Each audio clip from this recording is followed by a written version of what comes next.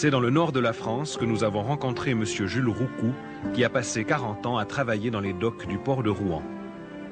Né dans les taudis de la rue des Arpents, il a été livré à lui-même dès l'âge de 13 ans. Cet homme est devenu ivrogne, buvant jusqu'à 5 litres de vin par jour, et bagarreur. Il a fait de la prison. Vivant dans la débauche, il traitait sa femme chrétienne comme esclave qu'il battait jusqu'au sang et attachait avec des chaînes, parfois l'obligeant à coucher dehors, en plein hiver.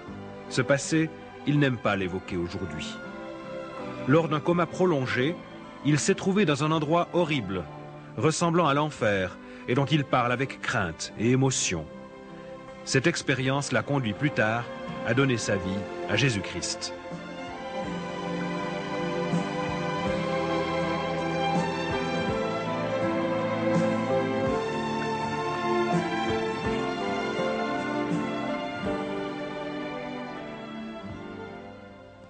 Je suis né à Rouen, d'une famille très pauvre. Dès mon plus jeune âge, il fallait que je trouve de la nourriture pour nourrir mes frères et mes sœurs, ainsi que mes parents. À l'âge de 13 ans, je travaillais sur les ports et docks de Rouen, à tirer des mulets, des fûts de vin, à décharger des bateaux de vin. J'ai commencé à boire à cet âge-là. Par la suite, je suis devenu un voyou. À l'âge de 17 ans, je connaissais les filles de joie. À l'âge de 17 ans et demi, je me suis engagé pour l'armée, dans l'armée française. Quand je suis revenu de l'armée, j'étais plus que méchant. J'étais une crapule, un bagarreur et tout. Une fois mes 27 ans, je me suis marié, j'ai trouvé une épouse. Je me suis marié croyant que ma vie allait changer, mais c'était pareil. J'étais devenu ivrogne, invétéré, je frappais mon épouse.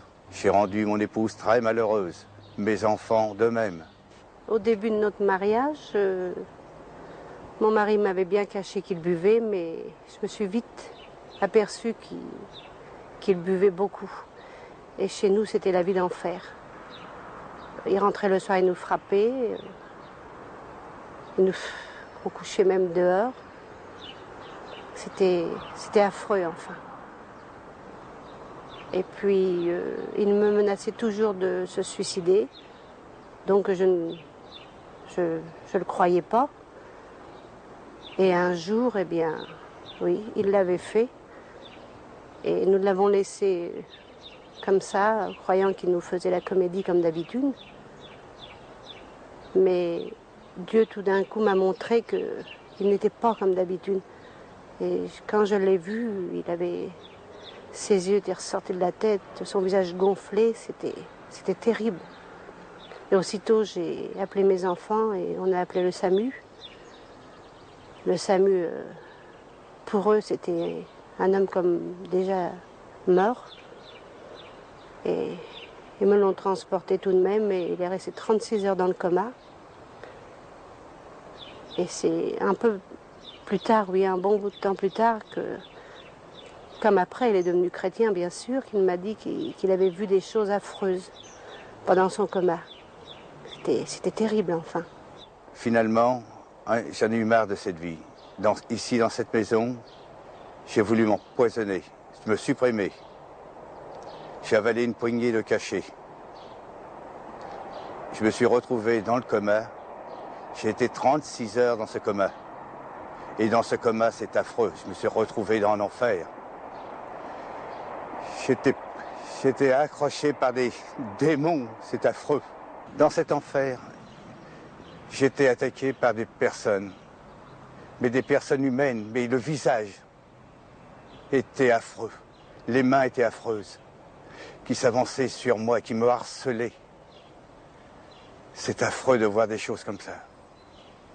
Je ne souhaite pas à personne de voir des choses comme ça, dans cet enfer. Ça vous harcèle sans arrêt, vous ne pouvez rien faire. Vous ne pouvez pas reculer, vous ne pouvez pas avancer. Ces gens avancent sur vous. Ils sont affreux. Lorsque je me suis réveillé du coma, je me suis retrouvé dans un hôpital. Et dans cet hôpital, il y avait une Bible. Et cette Bible, je l'ai ouverte, sans savoir pour qui et pourquoi. Je n'ai pas porté attention le jour même, mais le lendemain, j'ai ouvert encore cette Bible. J'ai retourné trouver cette Bible. Et là, j'ai trouvé que vraiment il y avait un Dieu pour nous, les crapules, que ce Dieu était bon. Et qu'aujourd'hui, je peux le remercier si je suis vivant. Parce que c'est lui qui m'a sauvé. Tant qu'à l'être humain, tout le monde me tournait la tête. Et aujourd'hui, avec la grâce de Dieu, je peux lui dire merci. Et que ce témoignage puisse servir à bien des gens qui veulent être sauvés, qui trouvent un sauveur, qui peuvent le trouver en Dieu.